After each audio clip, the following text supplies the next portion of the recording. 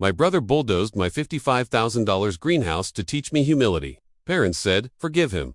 I nodded and agreed completely.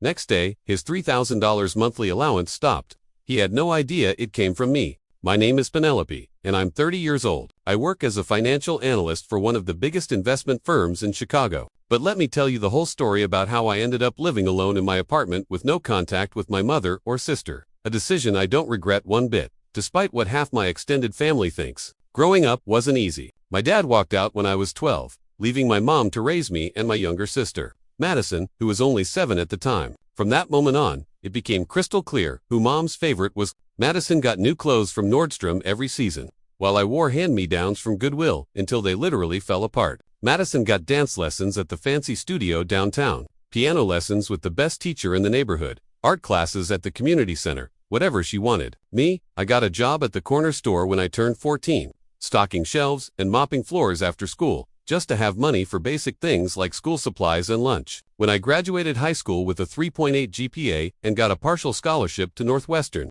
Mom sat me down at our kitchen table, the same table where she'd help Madison with her homework every night while I figured out calculus on my own. I'm proud of you, Penelope, she said, not looking me in the eyes. But I can't help with the rest of your tuition. I need to save for Madison's college. Madison was only 13 then, still 5 years away from college. But apparently her future education was more important than my present one. So, I took out student loans worth $40,000.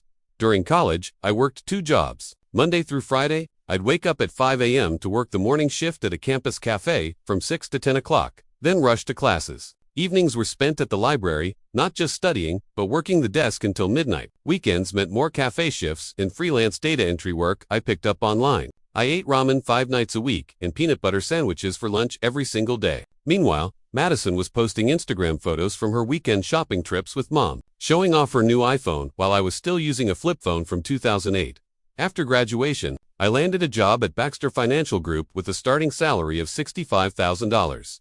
Most people would have celebrated, maybe treated themselves to something nice. Not me. I moved into the cheapest apartment I could find, a studio in Austin on the west side, in a building where the elevator worked maybe half the time. The radiator clanged all night. The walls were so thin I could hear my neighbor's TV word for word. And there were suspicious stains on the ceiling I didn't want to think about. But rent was only $600 a month, and that's what mattered. I kept both my weekend jobs, doing freelance financial analysis, and still picking up cafe shifts when I could. Every penny went into savings. I had a spreadsheet where I tracked every cent. I wore the same 5 outfits to work on rotation, shopping at thrift stores when something wore out. I didn't go out, didn't date, didn't do anything that cost money. My coworkers would invite me to happy hour and I'd make excuses. They thought I was weird and asocial. They didn't understand I had a goal. For 8 years, I lived like this. When I finally had enough for a 20% down payment of $76,000, I bought a 2-bedroom apartment in Lincoln Park. Nothing fancy, but it was in a good building with doorman security, working appliances, and windows that actually sealed properly. The mortgage was $1,800 a month for 15 years, but with my salary, which had grown to $85,000 by then,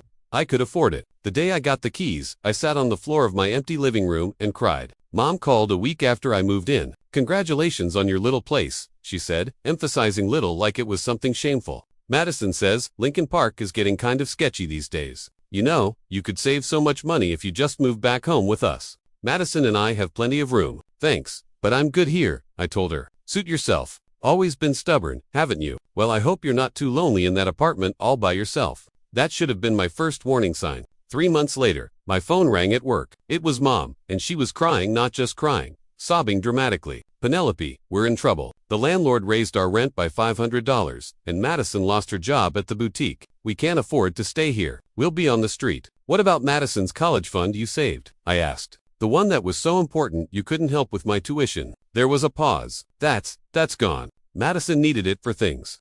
Right. I found out later, things meant a failed attempt at becoming an Instagram, and she'd spent $30,000 on photography equipment, designer clothes, bags, shoes, and even hired a social media manager for 3 months. She had 2,000 followers to show for it. "We need to stay with you," Mom continued, the tears getting louder. "Just temporarily, until we get back on our feet. We're family, Penelope. Family helps each other." I wanted to say no. Every instinct, every fiber of my being screamed at me to say no. But the crying got louder, and the guilt trip hit its mark. The little girl in me, who still wanted her mother's approval, won out. "Fine, but it's temporary. 3 months maximum. They moved in with 2 carloads of stuff. I'd cleared out the second bedroom for them, figuring Mom and Madison could share it. I'd even bought an air mattress. But within a week, my organized apartment looked like a tornado had hit it. Madison took over my bedroom.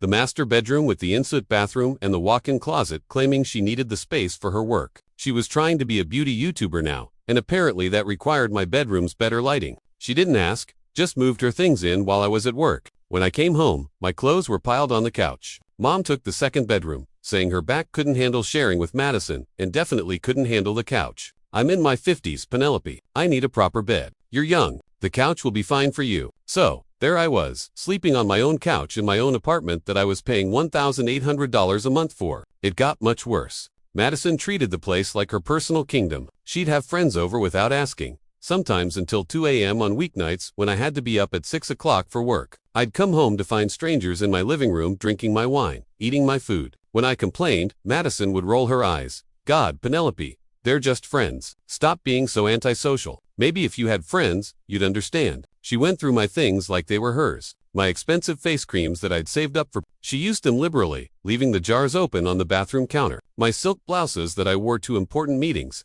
She borrowed them for her YouTube videos, returning them with makeup stains. My emergency cash I kept in a drawer. It mysteriously disappeared. And when I confronted her, she said, I needed it for an Uber. I'll pay you back. She never did. Mom was no better. She completely took over the kitchen, rearranging everything. My organized cabinets became chaotic. She threw out my meal prep containers because they were taking up too much space and replaced them with her collection of mismatched Tupperware. She tossed my healthy food, saying it was rabbit food, and filled the fridge with junk food and frozen dinners. She redecorated without asking. My minimalist living room became cluttered with her knickknacks. Family photos, none, including me, I noticed, and gaudy throw pillows.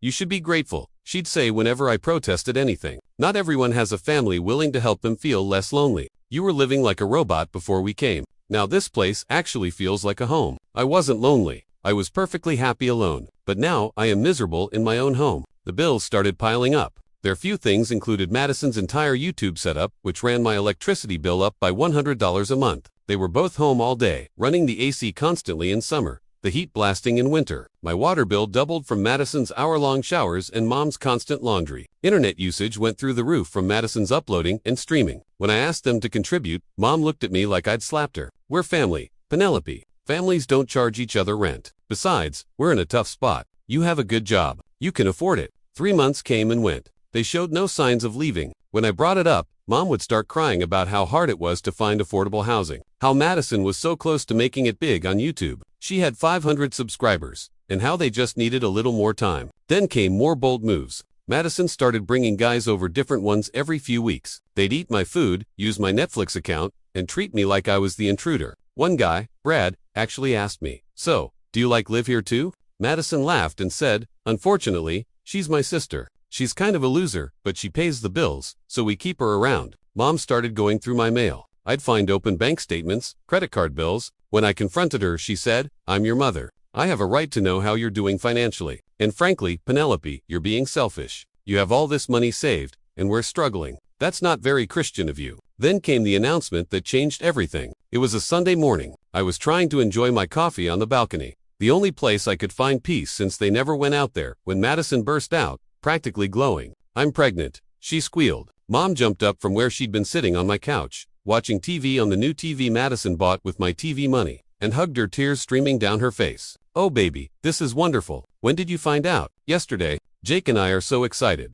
We're getting married next month at the courthouse." Jake, the unemployed DJ she'd been dating for 4 months, who lived with 3 roommates in Wicker Park and thought cryptocurrency was going to make him rich any day now. The same Jake who'd eaten $50 worth of my groceries last week and told me I needed to chill out about material possessions. Mom turned to me with this look I knew meant trouble. "Well, Penelope, this changes everything. Madison's going to need stability for the baby. This apartment would be perfect for them. They can find their own place." I said flatly, "Don't be ridiculous. A baby needs a safe, clean environment. Madison needs this apartment. You don't even use most of it." I shot back, "Because you two have taken over every inch of it." Madison glared at me, hand on her still flat stomach. "You've always been jealous of me. Now you're jealous that I'm having a baby. And you're going to die alone with your spreadsheets and your pathetic savings account." I didn't respond. I just went inside and locked myself in the bathroom, the only door they hadn't removed the lock from, and only because I'd installed a new one after Madison kept barging in while I was showering. Monday morning, I was at my desk working on a quarterly report when my phone rang.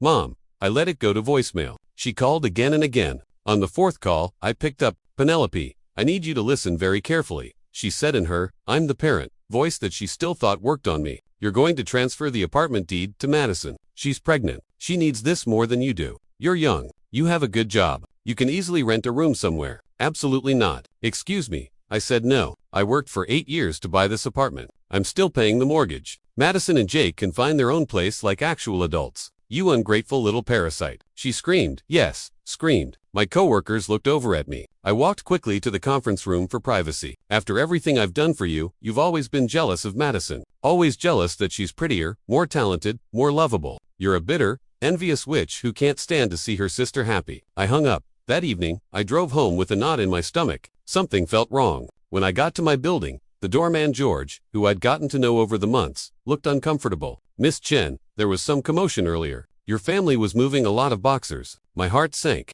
I ran to the elevator, jabbed the button from my floor. When I got to my hallway, I saw it. Boxers. My clothes, my books, my personal items. Everything I owned were all packed in cardboard boxes and sitting by my apartment door. I tried my key. It didn't work. The lock had been changed. The door opened, and there stood Madison with Jake, both smirking at me like they'd won the lottery. What the heck is this? I demanded. This is our apartment now, Madison said, rubbing her still flat stomach dramatically. Mom said you agreed to give it to us for the baby. So sweet of you, sis. I never agreed to anything. This is my apartment. I own it. Jake stepped forward, trying to look intimidating despite being 5 feet 7 inches and skinny as a rail. Look, your mom said you were being difficult, but the decision's been made. You need to think about the baby. Don't be selfish. Get out of my apartment right now, or I'm calling the police. Madison laughed that mean laugh she'd perfected in high school. Go ahead. Mom will tell them you gave us permission to live here. It's our word against yours too, against 1, 3, if you count, Jake.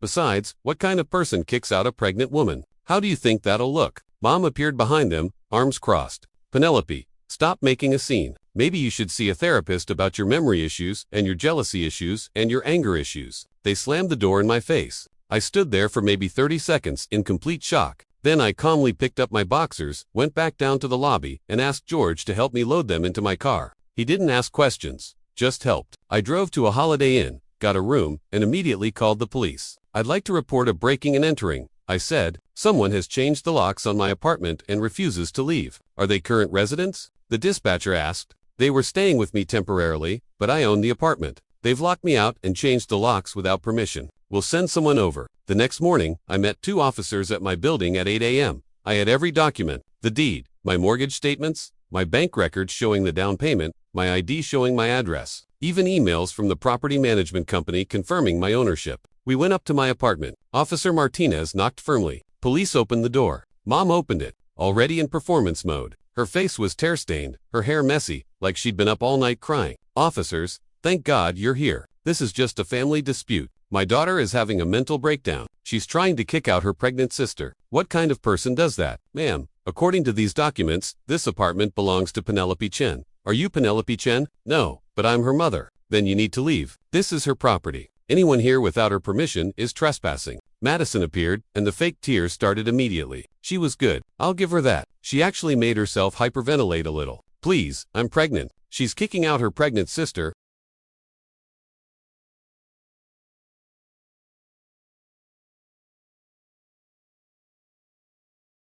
I have nowhere to go. My baby will be homeless. What kind of monster does that? Officer Martinez wasn't moved. Ma'am, you have 1 hour to pack your belongings and leave, or we'll arrest you for trespassing. The tears stopped immediately. Madison's face turned ugly with rage. You're going to regret this. Penelope, you're going to die alone, and no one will care. No one will come to your funeral. Keep talking, and it'll be 30 minutes. Officer Martinez said firmly. When they finally had their things packed, Mom stopped in front of me. The officers were watching, so she couldn't do what she probably wanted to do. Instead, she leaned in close and hissed. You're not my daughter anymore. I have 1 daughter, and it's not you. Don't ever contact us again. Madison walked past with Jake, who was carrying most of the boxers. I hope you're happy in your empty apartment with your empty life. At least I have people who love me. Yeah, people who love you so much they let you mooch off them. I shot back. She turned red but kept walking. That afternoon, I had a locksmith install new expensive, grade 1 deadbolts that couldn't be picked or bumped. I changed my phone number, blocked them on all social media, informed my building security that my mother and sister were not allowed in under any circumstances, and gave George their photos. I thought that would be the end of it. I was wrong. The next day, my phone started ringing, unknown numbers. I didn't answer. Then texts started coming through. "This is Aunt Patricia. Your mother told me what you did. How could you? Penelope, it's Uncle Tom. You need to apologize to your mother right now. It's your cousin Janet. I can't believe you kicked out Madison while she's pregnant. You're disgusting." The calls and texts didn't stop. I had to turn my phone off to get any work done. That evening, there was a knock at my door. Through the peephole, I saw Aunt Patricia, Uncle Tom, and my grandmother, Mom's mom. I didn't open it. They stayed there for 20 minutes, knocking, calling out, trying to shame me into opening the door. Finally, George called up to say they were disturbing other residents, and they left. The next day at work, our receptionist came to find me. "Penelope, there are some people here to see you. They say they're family." I went to the lobby. There stood Uncle Tom, Aunt Patricia, and my cousin Mark in my workplace, in front of my colleagues. "We need to talk about what you've done," Uncle Tom said loudly. "Throwing your pregnant sister on the street. What kind of person does that?" "This is my workplace," I said quietly. "You need to leave." "Not until you agree to do the right thing," Aunt Patricia said. "That baby needs a home." Security ended up escorting them out, but the damage was done. Everyone at work was staring at me. My boss called me into his office. "Penelope, I don't know what's going on in your personal life, but it can't come to work. Handle it." The relatives didn't stop. Cousin Janet showed up at my gym. "I joined just to talk to you," she said while I was on the treadmill. "You need to make this right." I put my earbuds in and turned up the music. Uncle Richard called my office directly. "This is a family emergency," he told our receptionist. So she put him through. "Penelope, your grandmother is so upset she can't eat. She might have to go to the hospital. Is that what you want?" I hung up and reported the call to HR. 2 weeks after the eviction, I got a letter at work. It was from Mom, but she'd clearly had help writing it to sound more formal. "Dear Penelope, your recent actions have caused irreparable harm to your sister and her unborn child. As your mother, I am formally requesting that you reconsider your cruel decision. Madison is pregnant and vulnerable. Jake has left her due to the stress you've caused. She is alone and frightened. Your aunt and uncle have offered to take us in temporarily, but their house is not suitable for a baby. You have a 2-bedroom apartment that you selfishly keep to yourself. If you have any humanity left, you will contact me immediately to arrange for Madison to return to the apartment. If not for her, then for your innocent nephew, who didn't ask to be born into such a heartless family. I have loved you despite your difficult personality, your jealousy, and your resentment. But this may be beyond forgiveness if you don't act soon. Your mother." I threw it in the trash. A month after the eviction, my cousin Beth came to my office. We'd always been friendly, though not close. She was one of the few relatives who hadn't attacked me yet. She looked uncomfortable. "Your mom asked me to talk to you," she said. Against my better judgment, I listened. Apparently, Madison and Jake had gotten a 1-bedroom apartment in Cicero, a rough neighborhood an hour from downtown. Jake had promised he'd get a job to support them, but 2 weeks after moving in, he'd announced he wasn't ready for fatherhood and left for Los Angeles to pursue his music career. He blocked Madison's number before he even got to the airport. Madison, now 3 months pregnant and alone, had tried to move back with Mom, but Mom had given up their rental house, thinking she'd be living with me permanently. The landlord had already rented it to someone else. Mom ended up getting a studio apartment in a sketchy part of Rogers Park that cost $200 more than her old place. And now, Madison was sleeping on her couch. "Your mom's working double shifts at Target just to make rent," Beth said. "Madison can't work because of morning sickness. They're barely eating. Your mom wanted me to ask if you'd reconsider letting them stay with you, just until the baby comes." No. Beth left, and I thought that would be the end of it. But 3 months after the eviction, there was another knock at my door. This time, it was Grandma, alone. She was 78, and she'd taken the bus to get to my apartment. I could see her through the peephole, looking small and tired. "Penelope, please, I'm too old for this. Just let me in." I almost didn't open it, but she was my grandma. She'd been good to me when I was little, before she started favoring Madison, too. I opened the door, but didn't invite her in. "Can I at least sit down?" she asked. "My knees aren't what they used to be." I let her in, but didn't offer her anything to drink. "Your mother is struggling," she began. "She's my daughter. I have to try to help her. But, Penelope, what she did was wrong. I told her that changing your locks was too far." This surprised me. "You did? I may be old, but I'm not stupid. You bought this apartment.